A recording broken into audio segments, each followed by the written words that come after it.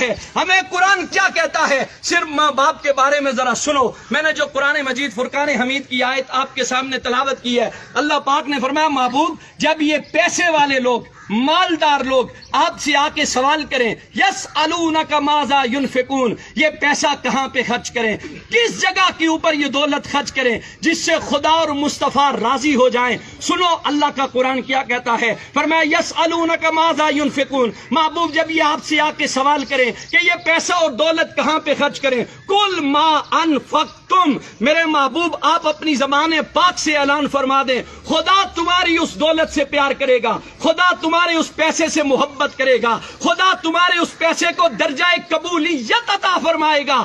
کس پیسے کو درجہ قبولیت عطا فرمائے گا؟ فرمایا ما انفقتم من خیر فللوالدین، جو پیسہ تم اپنے بوڑھے باپ اور بوڑھی ماں کے اوپر خرچ کرو گے، اور تمہیں گارنٹی مل رہی ہے کہ جس بندے نے اپنے ماں باپ کے اوپر پیسہ خرچ کیا، جس نے ان کی خدمت کی، جس نے ان کا احترام کیا، جس نے ان سے دعائیں لی ہیں، اس بندے کے ساتھ خدا بھی راضی ہے، خدا کے محبوب بھی راضی ہیں. یہ بات یاد رکھو. یہاں سے 7 لاکھ روپے خرچ کر کے بندہ حج پڑھنے جاتا ہے، نہ اس کے پاس مکے کے مفتیوں کا فتویٰ ہے، نہ پاکستان کے مفتیوں کا فتویٰ ہے کہ تو نے 7 لاکھ روپے خرچ کیے، تو نے کعبہ شریف کی زیارت بھی کی ہے، تو نے وہاں صفا اور مروہ کی سعی بھی کی ہے، تو مکے اور مدینے کی گلیوں میں گھوما بھی ہے. اس کے پاس سند نہیں ہے کہ تیرا حج قبول ہو گیا ہے، تیری عبادت قبول ہو گئی ہے، تیرا جھکنا قبول ہو گیا ہے. خدا کی رحمت کی امید تو ہے لیکن قبولیت کی گارنٹی کوئی نہیں دے سکتا. لیکن سنو،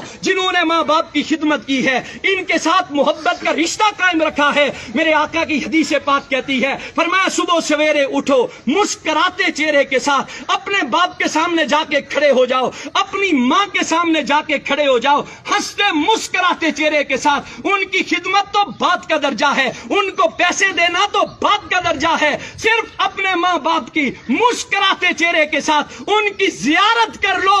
حضور علیہ الصلوۃ والسلام نے فرمایا گارنٹی ہے اسے کہ میرا رب اسے مقبول حج کا ثواب عطا فرمائے گا.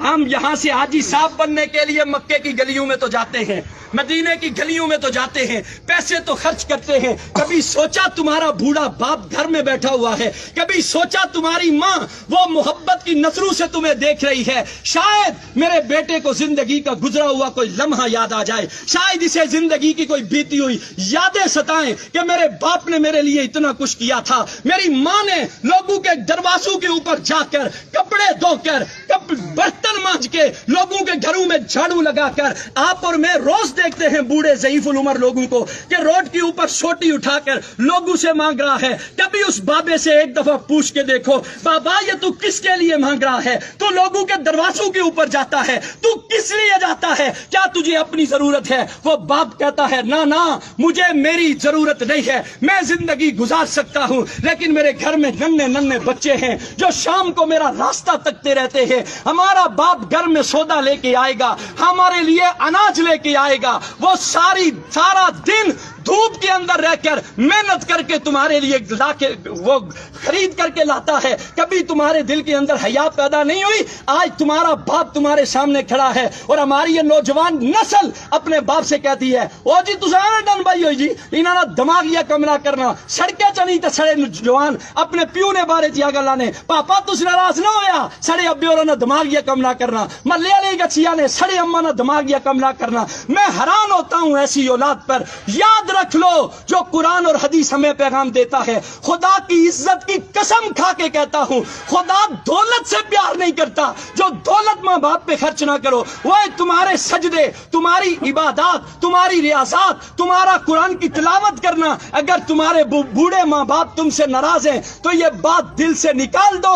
خدا تمہارے سجدوں کو قبول کرے گا، خدا تمہاری عبادت کو قبول کرے گا. ماں کا تو کیا کہنا میرے بھائی، ماں تو زمانے کی وہ ہستی ہے جسے قرآن نے چاند کہا ہے. ساری کائنات ایک طرف ہے، ماں کی ہستی ایک طرف ہے. ماں جیسا تو اللہ نے کائنات کے اندر کسی کو پیدا ہی نہیں کیا ہے.